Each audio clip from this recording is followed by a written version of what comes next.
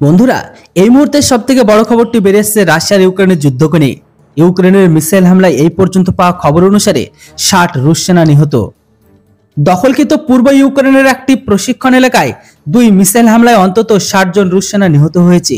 এই ঘটনা আহত হয়েছে হামলায় আরও অনেক রুশ সেনা।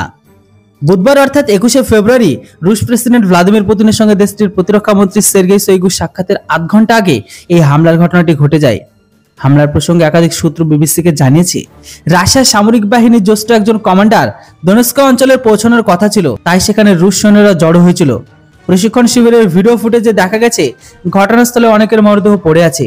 পরে পুতিনের সঙ্গে বৈঠকে দোনেস্কের ওই অঞ্চল সহ কয়েকটি এলাকায় রাশিয়ার সামরিক বাহিনী সফল হয়।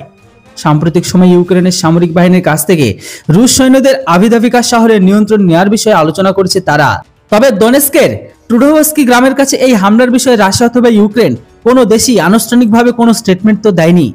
তবে এখনকার পাওয়া খবর অনুসারে রাশিয়ার 36তম মোটরচালিত রাইফেল ব্রিগেডের সদস্যরা সাইবেরিয়ার ট্রান্সপাইগাল অঞ্চলে অবস্থিত পূর্ব সামরিক অঞ্চলে 29তম সেনা কমান্ডারের মেজর জেনারেল ওলেগ মেসিভের জন্য অপেক্ষা করেছিল।